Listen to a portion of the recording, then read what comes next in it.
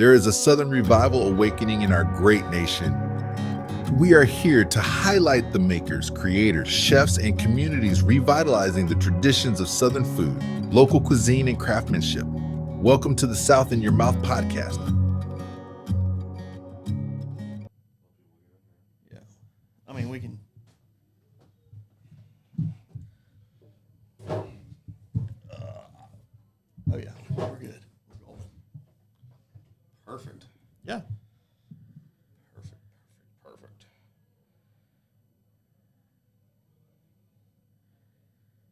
My cousin just texted me. He finally got his. I sent him some Game Changer rub. What we use in here every day. Yeah. He was like, "You're the man." I vac sealed it. He's like, "It's like the Pablo Escobar of barbecue rubs." I don't know about that, but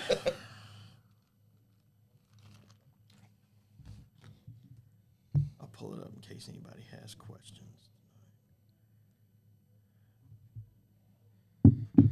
All right, so tonight you got us. I'm Kev with 441 South. Cameron with Southern Singe hot sauce. And tonight we're talking all about Thanksgiving. We're going to go through all the tips and tricks that we know. It'll be over in like 2 minutes, and then we'll talk about whatever else you want to talk about. So, Cam, what's your? Have you got your menu planned out? No, we have part of it because you're cooking the main thing. Okay. We got Kev's doing the smoked turkey for us, and we'll probably sit down tomorrow and just start hammering out all the sides and everything, appetizers and whatnot. I got you. So y'all do apps and everything. Oh yeah, Y'all go all out. All out. So what is one must-have on in your book for Thanksgiving? App wise, deviled eggs. Oh, no doubt. It's not a holiday without it. Do you do the wasabi or horseradish in yours? I have. Okay. So, when I was younger and like really started getting into cooking, I used to do a lot of plays on deviled eggs. And so like one of my favorite ones was I would put horseradish in with it, and then I would take a strip of filet and sear it off and lay it across the top. And so that bite, it's like eating prime rib. Oh, damn. Or I would do smoked salmon on it. Ooh, a smoked salmon deviled egg would be good. I'd do crawfish, deviled eggs. You know there's a deviled egg restaurant in Atlanta. No. Yeah. They do all different kinds of deviled eggs. I know where I'm going this weekend. I got to find I saw it. It's more of like an Asian style, but I saw it not too long ago, and I was like, I've got to go check that out. You know. Oh, I thought Brian Crow had commented. What's up, Brian Crow? But no, I didn't even know it. Like I saw it. I think I saw it on TikTok that there was a deviled egg, and they do different toppings. That's cool. Like you can buy a box of eggs, like deviled eggs. That's awesome. Yeah, I think that would be that's a cool concept. Something that Brittany and I, we keep talking about doing, and I really want to do deviled quail eggs. That would be cool. Just little duck eggs. Well, yeah, we've done duck eggs. Okay. But I think just a little bitty quail egg would be fun. Y'all are getting way too fancy for it. Yeah, man. Well, a deviled quail egg, like that would be a true labor of love doing that one. Oh, no doubt. Because you'd have to make like 100 of them to make it even a meal for decent one. size app, you know. No, I love so.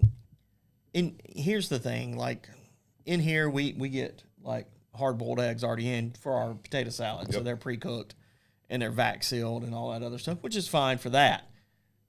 They're not good for making deviled eggs. You've got to cook your eggs fresh every time. So what's your secret to deviled eggs? What's your secret to cooking the perfect hard-boiled egg without it screwing up the outside? Pot, room temp water, put your eggs in, crank it up on high, put a shit ton of salt in it.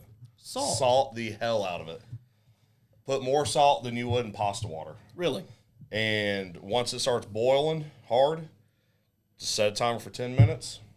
And once that's done, yank it, ice bath it, and it's perfect. And that salt will break down the membrane on the inside, just like vinegar will. So everybody has said vinegar before, and I've tried it. I've never... So, to me, salt works way better than vinegar. I've never had vinegar work. And then Justin, when he worked here, he said that it's all about how fresh the egg is. It can be. Right. But I mean, I'll buy a flat of eggs from Costco, and by the time I get to the last two, they're still good. Okay. Well, fair enough. But salt the hell out of it. Okay, got it. I'm going to try it. I'm going to try it this next week. I'll be making some deviled eggs. I think I'm going to try to make a few different kinds. I like the salmon idea because I want to do like an Asian style. Like I've been doing some rice bowls at home and cubing up and air frying salmon bites. Do some salmon bites like with some with like a hoisin or a Japanese barbecue sauce on it, something like that. Or even that miso soy honey glaze I did on them pork chops the other day would be good on something like that. But yeah, so deviled eggs. What is one side dish that? My ultimate favorite would be green bean casserole. Are you a cream of mushroom soup guy on green bean casserole or cream of celery? Cream of mushroom. Okay. I've never had cream of celery, but that does sound like it would be good. So I make it here, and the way I make it here is traditionally it was made with French style green beans, and white corn. Yep. A little cream of celery, a little sour cream, a little heavy cream, and mixed cheese in with it, and some caramelized onions in there. That sounds good. Put it in there. I like to top it two ways. Either I'll do more cheese, and some Ritz crackers, or I'll do French's onions on top. Yeah, I don't think I've ever had cheesy. It's good. It sounds killer. It's fantastic as a green bean casserole. Yeah. It's fantastic as an asparagus casserole. So my go-to side, I would have to say the one I look forward to the most is dressing. Yeah. I mean, my mom's made dressing since I was a little kid. I used to not care for it too much. It's something about her gravy. Like she makes giblet, whatever everybody says. I don't know. With the boiled eggs in it and all. Like that with dressing is by far the best. So do you ever get creative with your dressings? I will. She won't. Yeah. Yeah. So we used to do plays off of it. We'd throw some chorizo in there. Andouille sausage. Oysters. We've done oyster dressing. Heavy on mushrooms. Ooh. Because it retains that moisture too. But dressing is one of those things I love to play with also and figure out different, you can't go wrong with the old school, you throw the bag in if you're in the bind, Yeah. But if you really sit down and you can't abuse it. No, you can't. And if you try it out, add some more broth. That's right. In my mother-in-law, when she makes it, she calls hers more of a stuffing, and it kind of is more of a stuffing. But it's still got cornbread in it and stuff like that. But she puts chicken in it. Yeah. Probably one of my favorite kinds. That sounds good. Is that with like she'll either cook chicken and pull it and chop it and put it in there, or she'll get a rotisserie chicken and put it in there. So do you prefer the bread base or the cornbread base? So I do cornbread base, and cornbread and biscuits is how I make mine. Really? Yeah. So in here, when I made dressing and I'll be making dressing from now till end of time. Yeah, end of time the next few weeks. Is that Sam was laughing at me because I made 2 pans of cornbread this week because I got caterings going out left and right that need cornbread dressing, and part of that was I had to make biscuits. So I just rolled out biscuit dough. I cut it in half, put half a sheet of biscuit dough in one pan, the other half in the other. And there you go. And big ass biscuit. Yeah, and we just baked it off that way. But it's that. Anybody needs tips on dressing? So it's cornbread I do equal parts cornbread and biscuits. My mom may be on here like, no, Kev, don't do it that way. That's the way we do it, Mom. Equal parts, and then I'll do cream of celery. I'll soften onions and celery chopped up. I'll fine dice on it. Yep. Some people like it chunky. You can leave it chunky if you want to. A little chicken broth. Yep. A little sage, rubbed sage, and some poultry seasoning, or my favorite thing is that Knorr's chicken base. Throw some of that in there. It's better than poultry seasoning ever thought of being. Yeah. A little black pepper, and then Today I ran out of, and here's some tips and tricks because on Thanksgiving you're going to be like, I forgot something. Today I ran out of cream of celery, so I just got heavy cream and cooked up some more celery, poured the heavy cream in with the celery. Perfect. And it cooked out just fine. And it's Perfect. It's phenomenal. It's fantastic. That sounds awesome. But you can do that. That's a good base. And like Cam said, add mushrooms, add chicken, add whatever you want. andouille, add all of it at one time. Yeah. I mean, I think that's what's going to make a memorable. Like I love going somewhere or cooking at home, and nothing's ever the same. Like it always just gets better and better and better. Here at the restaurant, we can't do that all the time. We have to keep it pretty consistent. But at home, like throw something else in there. Yep. I got some left over this. Throw it in there. We typically do torn sourdough. So we'll get a couple loaves, Yep. say Tuesday. Just let them sit on the counter. And let it harden up. Let it harden. Don't even toast it. Just let it harden. And then just tear.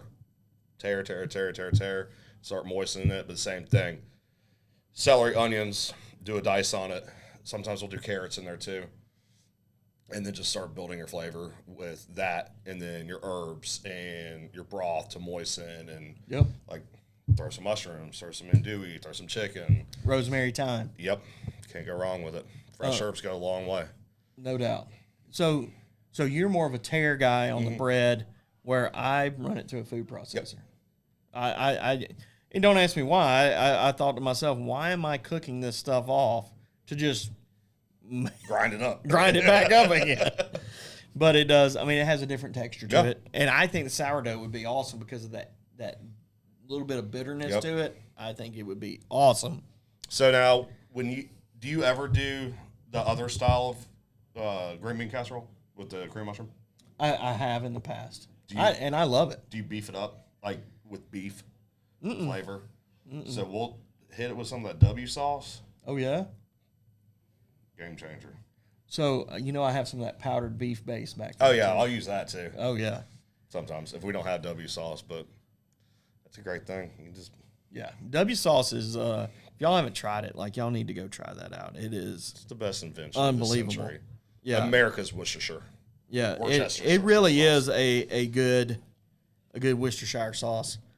I like the thickness of it. It lingers a little more. Yep. It's kind of better. I think it has a little bit better flavor. It does. Don't get me wrong. Lee and Parents is my go-to here in the restaurant. But that W sauce, those hamburger steaks we make, I put it in meatloaf around here. It's good. It's good. The Fireshire Yeah. is really good. That stuff in a Bloody Mary. Like I know we did the video with the regular W sauce, but you throw the Fireshire in that. Good Lord. A Fireshire is something special.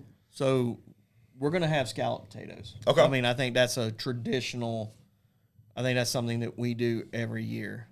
And our scalloped potatoes that are traditionally what we've cooked, they don't have cheese in them. Okay. Just heavy creams. Just heavy creams. Okay. Cream mushroom and heavy cream.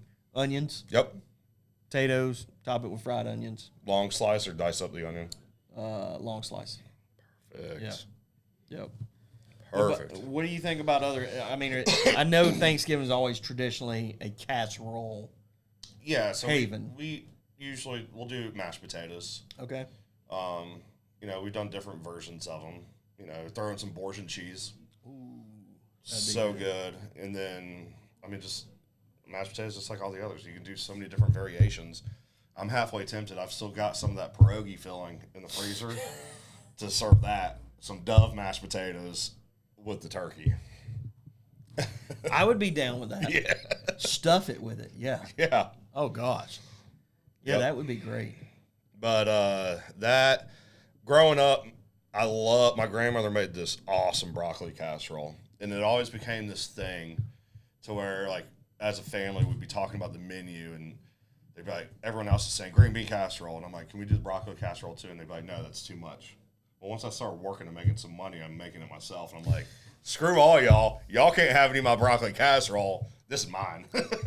I love it because I love broccoli casserole. Is it a broccoli and rice or No, just broccoli, cheese. cheese? I've had it both, and I like both. Yeah. But the way that my grandmother made it was without the rice. Okay. And so it takes it more back home, you know?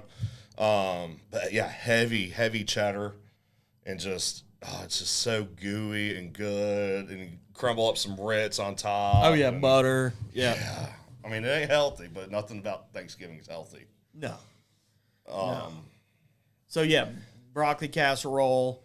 Let's go ham turkey. Which one are you? Both? I love both. Over the last probably 6 years, we've done both, which I love the variation, especially for the leftovers. I love the white meat on the turkey. My father-in-law and Brittany, they both love the dark meat, so it's a nice even balance. Right. Britt's mom loves the white meat too. But yeah, it's hard to say for me which I prefer. Toss up. So I like both. I like both in the aspect of what I'm going to create afterwards. Yes. Ham sandwiches. You can't beat like a fresh. No. White bread, yellow mustard, Yes. and that glazed ham. Yes. And that's all you need.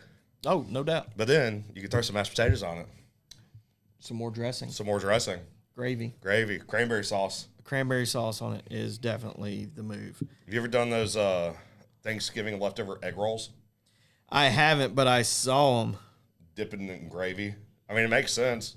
Did you see the sushi rolls the other day? No. Oh my gosh, they did a Thanksgiving sushi roll, and like the middle of it, he had squared up and cut cranberry sauce like a Jello. Nice. And that's what the center of it was. That's cool. And he rolled it up like in like using chopsticks to dip it in gravy and eat it. Like it looked phenomenal. That's awesome. And also, I like ham. Yeah. So if you were doing a fresh ham from start to finish, you need to have that thing in brine today, if not tomorrow.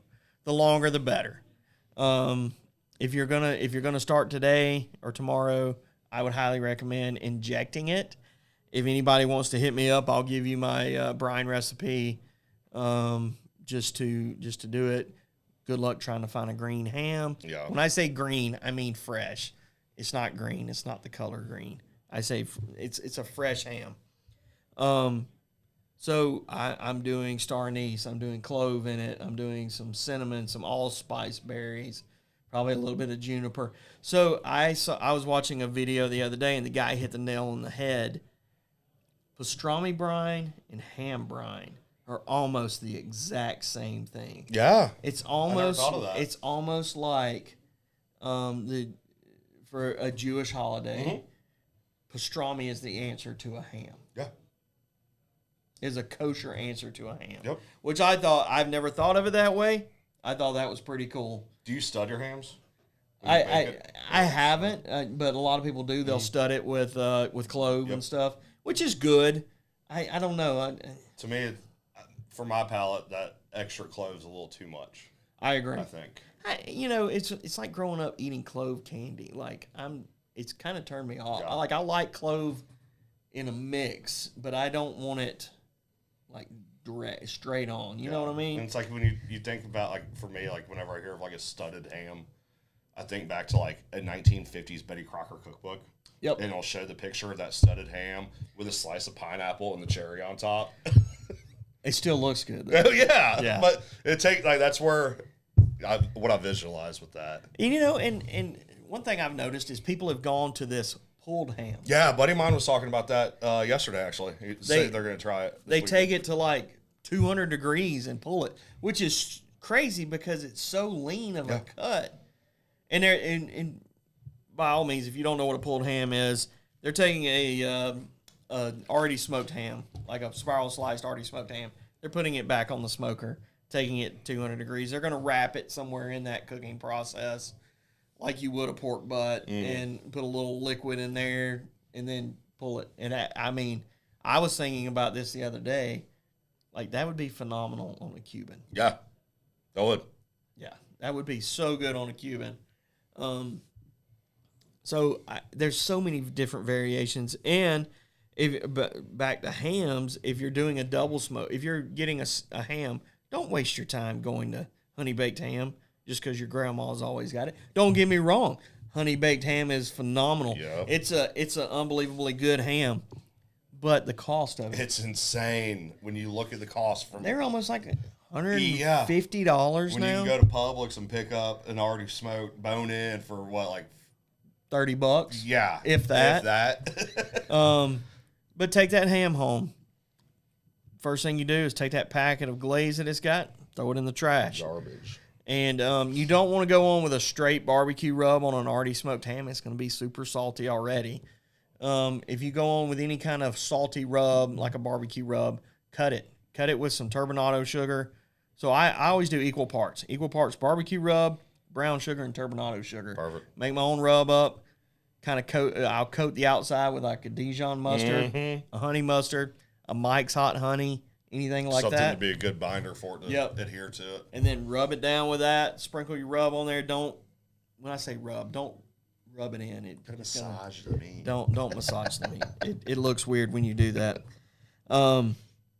So I'm going to put it on the smoker. I usually put it on a rack and a pan because I don't want the bottom to get too crisped up. And I'm going to take it to about 155. And it's already been cooked. I'm going to take it to 155. Glaze it, a good glaze. You can do any kind of jelly, like an apple. Some friends of mine on Unicoi Preserves, they do a salty caramel peach jelly. You mix that with some honey, a little bit of orange juice in there, and brown sugar. It's lights out. You can take peaches and cook them down. Make your own preserve, and then add orange juice, pineapple juice, some brown sugar to it, and thicken that up. You can even put a little bourbon in it, and use that as your ham glaze. When that ham reaches about 130 degrees, start pouring that over top, taking a brush and brushing it around it and all. Yeah, I mean, all you're doing is you're taking that pre-cooked ham and just making it so much better, and the work that goes into it's minimal. It really is. You're going to be a rock star of Thanksgiving and all. And you can't be the rock star of Thanksgiving without a turkey. Yeah. All right, so what's your favorite?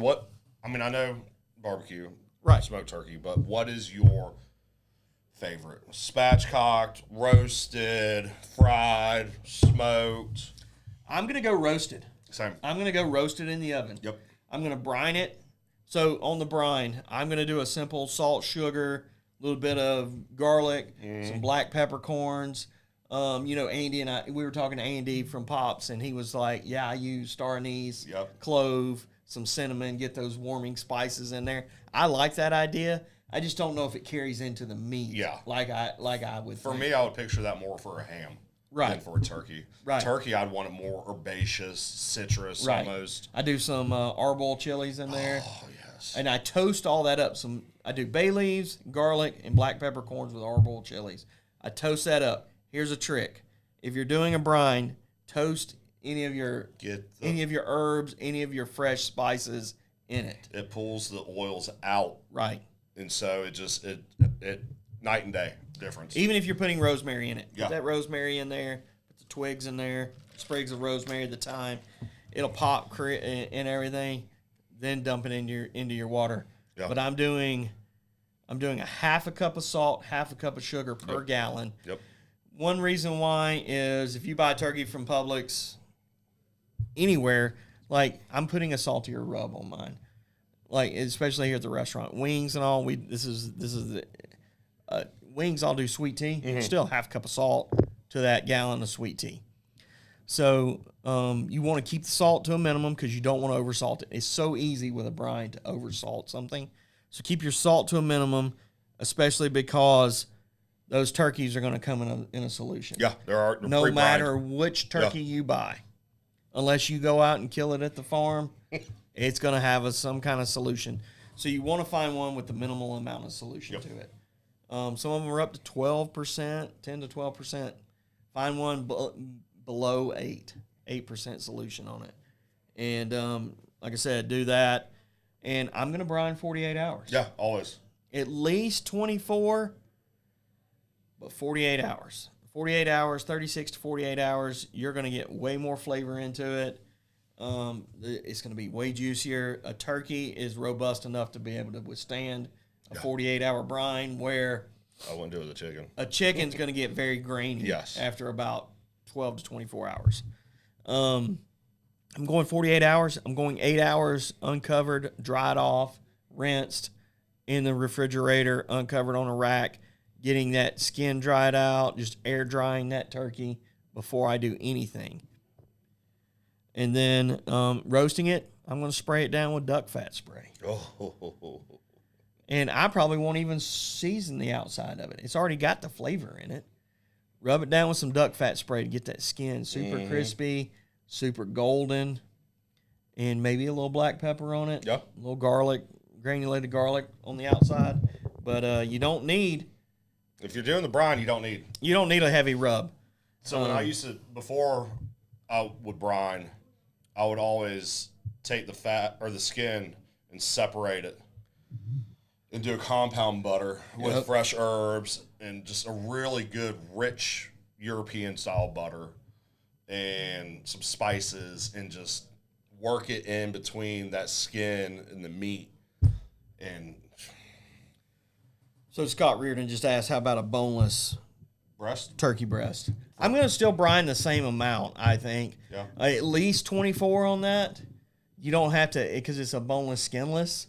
You don't necessarily have to dry it out as much. I still like to pat it dry.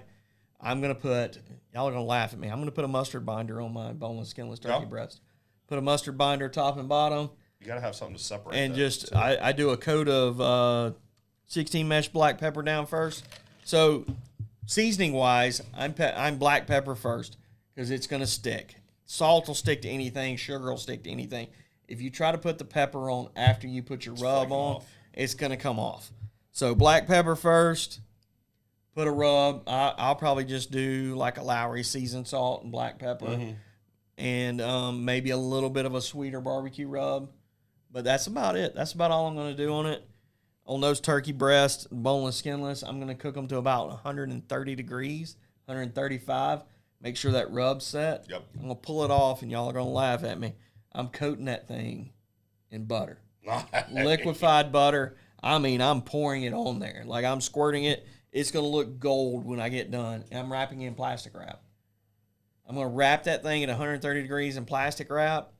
This is what we do every day in the restaurant. We wrap it in plastic wrap back on the smoker till it reaches at least 155. 165 is the optimal temperature, but I promise you, you take a turkey breast to 155, you pull it off, wrapped up like that, and let it rest. That heat's the temp's going to climb right up to 165, and that's the way I do it here, and that's every day. Yeah. And then we'll take that butter and the juices that it's cooked in, and I put them in a little pan, and I dip the turkey in it when I go to serve it. Oh my God! So that's what we do here. And so, good question, Scott. All right, so when you're doing Mr. Green Egg, when you do it on an egg, Yep. what's your method of madness? So funny you should say that. Like we talked about, I did a demo cook Saturday for a fireplace and grill company, and we were talking about that. So a lot of people, they'll cook a turkey, their first turkey. They're gonna want to try their new green egg, and they're gonna be like, I'm gonna cook it low and slow. I'm gonna go 225 for 6 hours. You're gonna have the bloodiest meat right next to that bone every time. Same thing with chicken. So way I've always done big green egg stuff, wings, turkey, any poultry, we're going 275 to 350. Okay. I let it just get wherever it wants to be happy, because every grill cooks a little different. Yep. Some of them like 275, some of them like 350. I'm going indirect, so I'm putting the plate on there. I'm going to cook indirect. Oh, Mitchell Bedwell's watching. Oh Lord. I'm cooking indirect, 275 to 300, and I'm just going to close it down. I'm letting it ride. I'm letting that thing ride at that temp for about 3 hours before I ever even open it up and check it. I'm going, so with a big green egg, everything is a smoldering fire. Can I make you a sandwich? Please. I'll tell you that story Oh, in just Lord. a minute. So with a big green egg, it's always a smoldering fire. Yeah. So if you use like a wood and you think would be mild, like a wood here, like hickory wood, it's going to be super, super smoky, super heavy. It's going to put off a very heavy smoke flavor because of the smoldering fire. Yes. You don't have a live fire. So, pro tip, go buy you some cherry wood pellets. Yeah. Throw those wood pellets in there. You're going to have a milder flavor off of it. You're still going to get the smokiness from the charcoal and the wood pellets. So I go fruit woods and pecan wood in a big green egg, and I'll put wood pellets in there. I'll put cherry wood pellets or apple wood pellets There you go. and pecan in there. And there you go. Now, do you baste it? Do I baste it? No. On the egg. So I found that basting, because you're just basting the skin. Correct. I found I would rather catch the drippings than baste it with it. Only reason being is I don't find any value to it. Yeah. Other than maybe keeping the skin from splitting or something like that. But if you take the time to brine and to air dry your turkey right, your skin's not going to split. No, it'll be perfect. It'll be perfect. It won't split. And if you're cooking and you're like, hey, what is why is my skin split? Like, it's because one, there was probably already a cut on it somewhere, or two, you just open it up and put it on there. And one thing is I always tie the legs up. Like, I find it just me being anal. You'll see people on the gram, whether it's a restaurant or a person cooking, and they got that old turkey spread Wide ass open. Looks like a Friday night in Vegas. And all. So I tie the legs up. Like, let's show her some class. You tuck your wingtips too? I do tuck the wingtips. Like Mitchell tucks his sack. Oh Lord. Oh man. So that's what I do for turkey. I mean, and on big green eggs, 275, 300. That's the magic number. Not just big green eggs. If you're cooking on a Weber kettle, Yeah. That's same what I thing. figured. If you're cooking on a pellet pooper, same thing. And all. So that's kind of my go-to thing. Right on. So when you're cooking, what are you cooking? Any meat for? I know I'm doing the turkey for you, but are y'all? I'll do a ham, and I'll do exactly how you were just talking Yep. about. Just Yep. redo it, basically. It's the best ham out there. Yeah. But yeah, we're just gonna focus on. We'll do a small ham, and then just focus on sides. And one of the things that my wife's family's tradition is, mine's always the deviled eggs. They do spinach squares, I've never even heard of that. like kind of like a spanakopita, Okay. and it's really good. And you put a little gravy on it. The first time I saw it, I was like, "What is this?" They're like, just try it. I'm like, absolutely. There's no olives in it. I'll eat it. It was good. So you're gonna laugh at me talking about appetizers. So the past couple of weeks, somehow I ended up with this box of crackers in here. I was craving cheese and crackers one day. So I get stuff from Sam's Club all the time, and it gets delivered. So I just threw a box of crackers on there. I threw one of those little charcuterie packs on there, and some cheese on there that was already cut up and everything. And these crackers are called Crunch Master. I don't know if you've seen them. They have them at Ingles. They have them at Costco and all. Ingles has the everything bagel ones, and I didn't know this. And but they're gluten free. They don't even taste gluten free. damn. But they are phenomenal. Like they are. But I told Chaz the other day, I was like, look, we need to start having like house dips in the back, so we can just walk by, grab a cracker, throw some buffalo chicken Such a dip good on that. idea. Like just walking around the back of the restaurant, working, eating some dip. Just grazing. You know, just have us a little charcuterie set up back there and all. But yeah, that's that appetizer wise, that's what I'm going for. Yeah. is the cheese and crackers. Now my dad, he loves those little bitty gherkins, the little small sweet pickles, and my mom will do that. Some like fresh celery, carrots, like a little veggie platter, but no, like he doesn't eat ranch, so he just eats it with just the veggies and cucumbers. Nice. Like he's big on cucumbers, tomatoes, and she does bell peppers. Now bell peppers raw to me, it'll send my reflux into a fit of rage. I can't do it, but yeah. So that's kind of appetizer wise what we do around the house. Yeah, we'll be doing some of that too. And Britt always likes, she'll take on a dip. She makes this awesome onion dip. It's like a hot Vidalia onion dip with just a shit ton of like Swiss and Gruyere. Ooh. And that, or else she'll make this crab dip that she does. Sounds almost like a French onion. Oh. Like a French onion soup dip. Yeah. Yeah. But it is so good. But yeah, we do the same thing. Little charcuterie boards or veggie platters. But I mean, we're grazing like for 3 hours. And it's like, oh, let's sit down and eat a big ass meal. It's like, We're not even hungry no more. Yeah. Like, I think we ought to just trade it up. Like, let's just make a grazing table and make some of those, make some like Thanksgiving sushi egg rolls, or egg rolls and stuff like that. And Mitchell says extra pickles for him. extra pickles for Mitchell.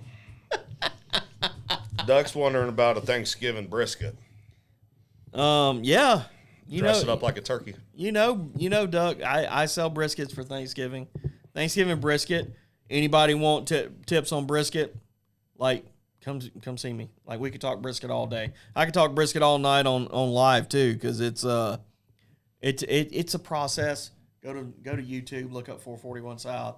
I've got a couple of videos, a 2-part video on brisket, and I did it a couple of years ago, and I think my process is close to the same, maybe a little different, but yeah, go check it out. And you have any questions, y'all know how to get in touch with me. I'll be glad to walk you through it. If you need a brisket, call me. I'll cooked or raw, like I can take care of you and all. So what is one thing that you haven't attempted on the grill yet? Have you cooked a brisket before? A small one. Just a small one on your Weber? I like it. Brisket on the Weber intimidates me, to be honest with you. I don't know why. Probably just because I haven't done it a lot. Right. But, I mean, I'll do chickens, butts, hams, literally anything, everything. Your go-to is pretty much wings, though, right? Wings and steak.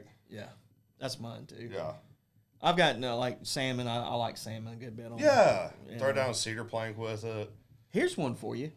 We were talking mashed potatoes. Mm-hmm. Have you ever had cedar plank mashed potatoes? No. All right. So I learned this at a cooking school one time. And he listens to Pantera while he's trimming meat. Hey, we used to have this 60-year-old woman that worked in the kitchen with us here, and like her second day here, she was like, "I gotta leave early today. I'm going to a concert tonight." And I was like, "Oh, thought it was gonna be like the Oak Ridge Boys." No, Primus. We're going to Artemis Pile. We're going to see Primus tonight. Okay. But anyway, cedar plank mashed potatoes. Okay. So you soak the cedar planks just like you would. Yep. Cook up your mashed potatoes. Make them like loaded. Okay. And then take you a dipper and make it thick though, because you don't want them running. Yep. Make them pretty stiff, and scoop them onto those planks. Top them with a little bacon, a little cheddar, and then put them on the grill for about 15 minutes, 20 minutes, and that cedar gets up into them. Now it's a different flavor. Yeah. But it's phenomenal. That sounds really cool. I'm going to try that. Yeah. Cedar plank mashed potato. You can use alderwood. Alderwood's very mild. It throws off a different type of flavor to it. But yeah, cedar plank mashed potatoes is it's something different. Yeah, it's definitely different. But I mean, it's making sense in my head. Yeah. I can already taste what it's going to taste like. And I think it's going to be awesome. Yeah, it's a good. Hell yeah. But we could take that one step further. We were talking about casseroles and add dressing, cedar plank dressing. Yeah. Like scoop it up, throw it in there. Mitchell wants cedar plank spam. I can't even say that. Cedar plank spam.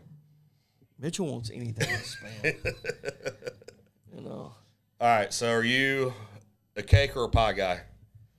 Oh. So to be honest, like I would pick. I don't know. Like I like both. Yeah. I'm not a huge. To be honest, sweet potato casserole. That's all I really need for dessert. Like and everybody laughs at me. They're like, "Why didn't you get sweet potato casserole when you go through?" I don't get it when it's touching my other when it's touching my other casseroles and stuff. I get a whole separate bowl by itself. That's how I am with deviled eggs. Yeah. I have to have my deviled eggs as the appetizer. It weirds me out for some reason if it's on my plate with everything else. I'll go back and get more, but it's going to be on a separate plate. I got you. I don't know why. It's just one of those things. But yeah, sweet potato casserole. I mean, literally, that's the only. It is a dessert. I agree. Day. And my mom always does. We've talked about this here. Fruit cocktail. Mm-hmm. So canned fruit cocktail. Poured in a bowl. Extra cherries, a little mandarin oranges in it, and all. And then she throws toasted pecans in it, and coconut. Damn. And so that's the other dessert. You made that here. I did, Yeah. but I didn't throw the nuts and the coconut into it. But That I did sounds make good. it here. So yeah, I'm down with those two desserts, and it just reminds me of being a kid at my grandparents' house. I love it. And all. So yeah, that's my two desserts. What are y'all's desserts? Duck, what do you like for dessert? Mitchell, we know you want a Spam cake. Mitchell, I'm gonna do a Spam dish, and if you don't show up to get it, I'm kicking you in the nuts. I'm gonna glaze that Spam with that honey habanero Heath Riles glaze. So, when my family was in town a couple weeks ago and we made those Dove pierogies, we had gone to my grandmother's funeral. My cousin was staying at the house with his family, and we're in the kitchen cooking, drinking, having a good time. We started like telling stories like from growing up with my grandmother. So my mother is a diabetic. So whenever we would go over to my grandparents' house, first question is, did you put sugar in the apple pie? And my grandmother's like, no, it's sugar-free. So then as the night goes on and the wine starts flowing, so how much sugar did you put in that apple pie? Maybe just a teaspoon. By the end of the night, she's like, I put a whole damn cup in that thing. Holy shit.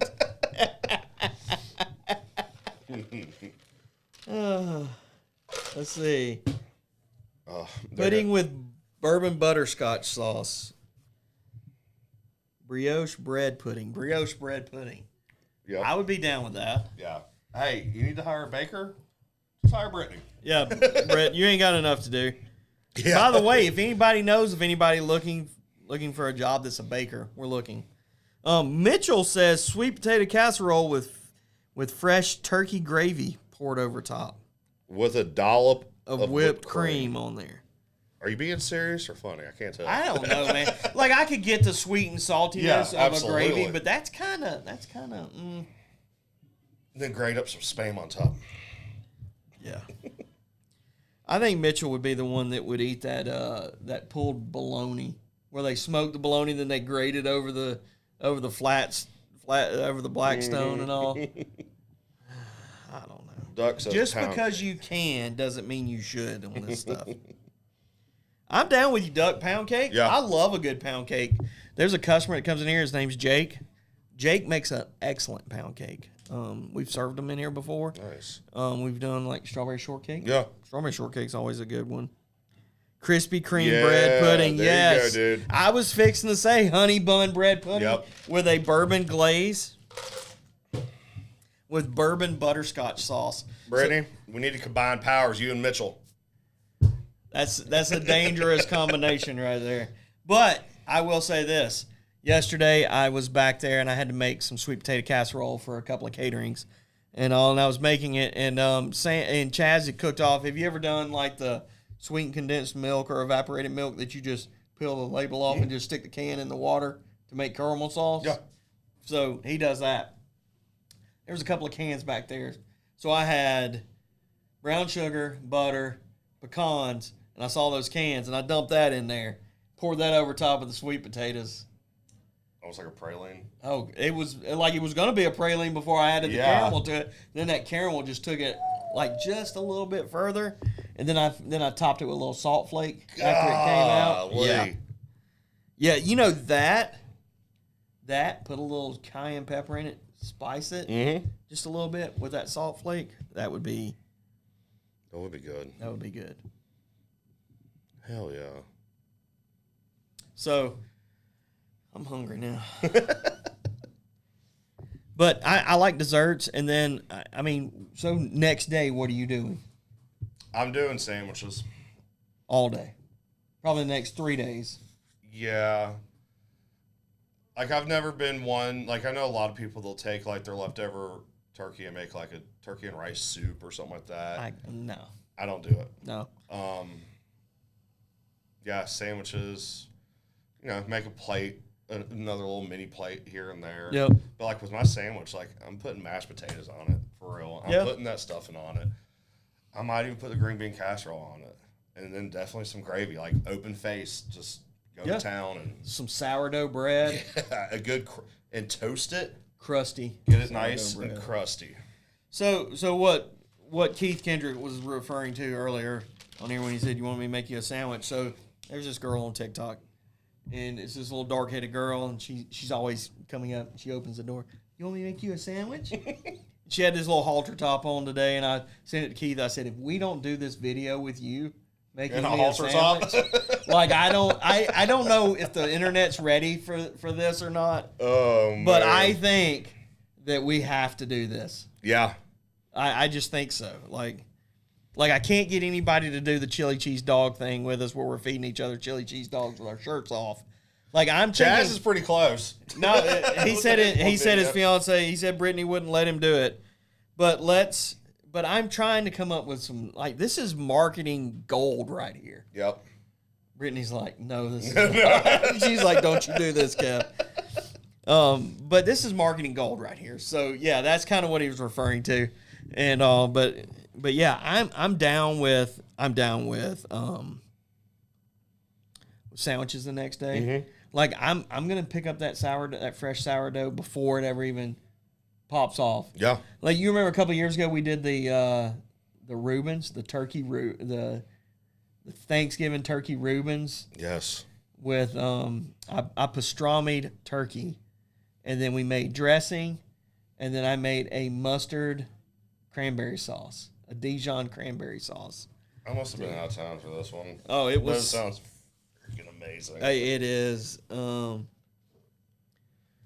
It is unbelievable. Hey, Mitchell, we don't let people like that participate.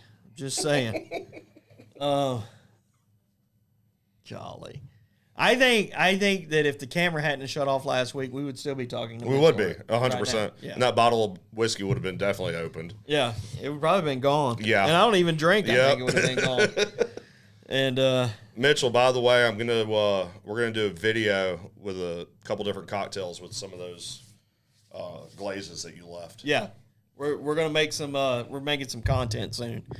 We're gonna do some videos with. So what we want to do moving forward is anybody that's going to be on the podcast or on the live with us, if they sell a rub or sauce or something like that, we're going to buy some or have it sent to us, whatever y'all would like, and we're going to start doing some. We'll do like a demo cook with it to have as part of the podcast too, so we can have something to eat in here. Yeah, absolutely. We like food. Yeah, but yeah, that's about it. So like Christmas, I know we're turning the corner on Christmas. It's coming, man. It's flying up on us. It's coming. Before we get into this, have you ever done a crown roast? Yes. I love that. Same. Brine that thing up, like a good crown roast is You can't beat a good crown roast. We typically do we always do a prime rib. And I'll French it up and just make it look beautiful, and we'll do, the Yorkshire puddings, and so damn good. Britt has this incredible horseradish sauce that she's perfected over the years, and it's just insane. You've been holding out on us, Brittany? She really has. But yeah, prime rib, man. I love prime rib. It's my favorite. Yeah. And I wish it sold, but it sells good for like a week or two here in the restaurant, and then it's just too expensive to buy and go home because I'll eat it all. I don't need to eat it all. To me, ordering prime rib out, like I'll order it out anywhere if they have good prime rib. Right. But my mindset is for a slab that big, it's got to be cold out. Yes. Like it's too hot to eat. Like if it's out in the middle of summer, like serving prime rib like that, it is. It really is that it's getting to be like this week we're doing chili on Thursday here. Like I'm going to do Frito pie. I'm doing Eastbound and Down, which is our brisket chili with corn casserole in it. It is Philip, we'll be at Cats in a couple weeks. How long was the line when you were there? I'm excited for that. All the times I've been in New York, I've never been to Cats Deli. So, what's the list like? So, Cam's going to New York in a few weeks, and what's the food list like? Oh, it's getting impressive. Yeah. I texted a buddy of mine last night, and I was like, all right, flights booked, hotels booked. I need the list. He sent me this text is like 10 pages long, and he breaks it down for cuisine, for ambiance, for price range. Then he goes into the bars, and he's like, because he and I used to bar. He did when I worked for Bacardi. I would hire him to come do some cocktails with me and stuff like that. You. And this dude is a wizard. He moved up to New York. He opened up. He's had, I think, 4 bars up there and just absolutely crushed it. He now works for Terramana Tequila, which is The Rock's tequila. Yeah. And he is that guy, like, hey, I'm coming to the city. I need to know where to go. And so Britt and I, we got to sit down and really iron out because, I mean, right now, the way the list looks, we're going to be eating for 32,000 days. But there's so many places. I don't think I could ever go. Yeah, pizza definitely is going to be, it has to be on the list. We're definitely going to hit Joe's. You know, it's old school. We're going to hit, and Joe's is open until 5 a.m. Oh, wow. You got to hit Crispy's. We're going to try, yeah, I got to see where it is. Where it is. But the thing I've been diving deep into right now is Chinatown. Oh, no doubt. Who has the best dumpling? And it's something that amazed me is how cheap the food is in Chinatown. I mean, it's like 1982 prices cheap. Like you can get a plate of 15 dumplings for $5. You can't even get that at the Chinese place here. Oh, you want dumpling? But yeah, and Britt's dying to get some good roasted duck. Me too. Sorry, duck. But duck's already roasted. Yeah, so we're definitely Chinatown one day. We're gonna just gorge out in Little Italy one day. Probably hit up a old school steakhouse for dinner one night. Who knows? But yeah, it'll definitely be fun. I tell you, I don't know if you saw it. Eater today came out with a list of the top Chinese restaurants in Atlanta. Mm-hmm. I didn't look through it yet. I hadn't looked through it yet either. Mitchell, I bet you have seen Cats on Broadway. Mitchell, you want to hear a funny story? When first time I ever went to New York, I was probably 12 years old. My dad's parents took me. And we went to a couple shows. And we go to Cats. And we sit there. And my step-grandfather looks at my grandmother. He's like, we're 5 minutes into this. And he goes, I'll meet you back at the bar. And I was like, can I go to the bar with him? This is terrible. Like, it was the worst thing I've ever had to suffer through. But I had to stay because these tickets, who knows how much they cost, because they were good seats for a terrible show. I've never been a Broadway kind of, like I've been to see, I've been to see several shows with Maggie, and she's always getting on to me for snoring. Yeah. And all. I can't. I try. Yeah. I try to be culturally diverse. Yeah. And all. I just can't do it. I don't know why. I mean, it's just not my thing. Like last time I was in New York, I mean, it's been almost 10 years ago, and they were doing, the night that I was there, they were doing the Heisman Award. Oh, wow. And all. So like everybody was piled up right there and all. But it was pretty cool. That's cool. It was cool. And all. I know we'll definitely, Britt's been dying. She's never been in New York, so this is her dream come true, especially at Christmas time, because she is such a nerd for Christmas. I think today we put up 4 trees today. Hey, there was a lady in here earlier this week, or last Friday, and that's what she does at Christmas time. She's a regular customer of ours. She lives down in Noonan or Peachtree City, and she manages daycares, but that's what she does. Yeah. She'd been to Blue Ridge putting up Christmas trees. So, Brittany, because we put up 6 trees every year, and it just takes us weeks to do it. It's a lot. Oh, yeah. And so this year she was like, I wish I could get some help. And a friend of mine I've known this girl for probably 20 years, but she posted Cherokee Connect that she started a business doing that too. That's So pretty this impressive. girl and her mom came over and helped Brett, and they knocked out, like I said, 4 trees today. Nice. So Maybe that's what we should have on the podcast. Talk about Christmas decorating, because I know Maggie would love it. get Maggie and Brittany just doing the podcast. We'll take a week off. I bet you could see me watching Hamilton Mitchell. Like, Mitchell's more culturally diverse than he lets on. He really knows is. way He too really much is. about way too much and all. But anyway, guys, if y'all have any questions about Thanksgiving, cooking anything, grilling, y'all hit us up. Yep. We would love to have, I would say we'd love to have some novices in here. Absolutely. Just to talk barbecue, talk what they're going through. By the way, we've got School of Barbecue coming up in January. That's going to be awesome. It's us and our friend Mikey K from Fire and Smoke Barbecue. He's going to be up here. We're going to teach that class together. I know I put brisket, pork, ribs, chicken on there. I'm going to do some grilling on there. We're going to go through that too. And we're going to do pellet grills. We're going to do Kamados and offsets. So we'll go through the whole gamut, whether you're on Mitchell's level or you're on Kev's level or you're on Duck's level. We got you. I'm joking, Duck. Duck's been to my class. Duck showed up with a chef's hat on. Duck might need to come to this one. I think Duck does. I think Duck and Bear should come to this one. I don't know if we can handle Bear. I mean, I think he'd enjoy it. He would just say, feed me. That's right. He came in for pork steaks the other night. Again, pork steaks are one of the best things. If you haven't had a pork steak here, I don't know what you're waiting on, because they are that good. Oh, yeah. They are good. But anyway, thank you guys. Thank you for tuning in. Next week, are we doing a podcast next week? Maybe. It's all Thanksgiving. Yeah. We may skip next week, but we'll be back the following week. Look for this YouTube video to be up tomorrow. Look for Mitchell's to be up tomorrow. And we will see y'all soon. Thanks, y'all.